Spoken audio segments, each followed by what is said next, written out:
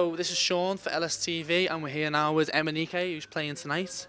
Hello. Just wondering, is this your first time in Leeds, and how are you liking the North? You've come up from London today. It's not my first time in Leeds. I've been here a few times. My first time was with Rudimental back in 2012. I forgot the venue though, but it was yeah, it was during the MNEK tour, and I was singing for them, and I remember really enjoying my time in Leeds. I've spent my whole day in the van, so I can't really comment on what my experience of Leeds is right now, but everyone seems lovely. Do you like coming up north, or do you normally try and have most of your gigs down in London? Yeah, you guys are so much fun. So much more fun. As far as even performing and stuff. The crowd always up for it, always energetic. So yeah, I love up north. Obviously this festival is a bit different. It's being a metropolitan festival to become more popular around the country. Do you think it's a good thing for getting acts a bit more of attention? With there's a lot of people who are just wandering around the venues, don't really know who they're looking for, and come across some gems. For sure, I think and also I feel even just performing, I think some bands want to have a place where they can generally have people watching them and listening to what there's, and get more awareness on what they do. So it's very important, and I think it's very beneficial. As well with promotion as well, getting your name out. You've got everything, social media. You seem to have everything. Do you think it's a massive thing in the music industry at the moment, social media? Yeah, I think I have enough meetings telling me that social media is important. So it's cool. I love it. I love SoundCloud. I love Twitter. I love Facebook, Instagram. I'm a product of that generation, so I do enjoy it, and I love updating everyone on what I'm doing as far as my career. You talked about a new generation there. There's a big wave of alternative R&B artists coming out, which a lot of people have put yourself into. I've saw through Spotify and stuff like that. Right. Do you think it's a genre that you want to go into, or are you more interested in the dance stuff that you've done with the likes of Gorgon City? Well, I don't know. I don't think it's. Or don't you want to label yourself? Is it just you? I don't know. Alternative R&B. I mean, it's a strange title, I must admit, but that is what a lot of them are trying. The likes of you, they're putting you with the likes of Jack Garris and stuff like that. I mean, there's a lot of reasons why I'm alternative R&B, but I think I make pop music. It's pop music, but done my own way, I suppose. And there's dance influences. There is R&B influences, but I don't think I consider myself an R&B artist.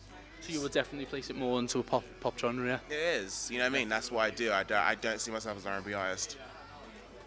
Okay. How are you spending your summer? Are you got any festivals, or aren't you allowed to tell us? Or I'm doing wildlife. I'm doing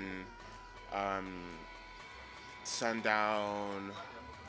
It's a lot of names. There's V Festival. There is No Tomorrow, and I'm doing City Soundscape tomorrow. There's a few, and it should be super exciting. Not Sound City in Liverpool, no? No, oh, what a shame. Have you got any favourites at the festivals that you've played in the past? Any gigs that sort of stick long in the memory? Last year was really cool. We got some. We were talking about it on in the splitter, just of all the kind of fun shows we've done and stuff. There was what was there? There was MTV Crashes in Derry last September, and there was Wakestock in Wales, and there was I loved Lovebox too back in July. Glastonbury was awesome. Festival. There was some really cool fun shows that we had, and I think because it was our first kind of few shows we've done as a band, it was nice to gradually grow with each show. We mentioned about the pop music before. Who were your musical inspirations when you were actually younger? People like Mariah and Janet and Whitney, and then I'm I guess a lot of my emphasis came from what my parents played me. My influences were the R&B and the New Jack Swing, and reggae and all kinds of music. But I guess it was more for me about taking those influences and then just seeping it into something that I actually wanted to make as my own stuff. because I don't think I could have done a straight up like New Jack album, nor could I have done a straight up reggae album.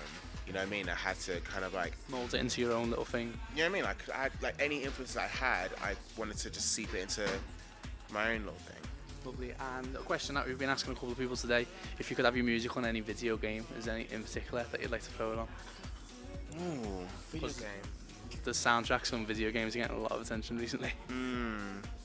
FIFA could be a vibe. Or Grand Theft Auto. Yeah. That could be lows. On the radio. You're right. Yeah, on the radio, yeah. while some kind of weird ratchet happening is happening. Yeah, I'm gonna say Grand Theft Auto or FIFA. Lovely. Okay, thanks very much, mate. That's been us. MNEK, LSTV. Thanks.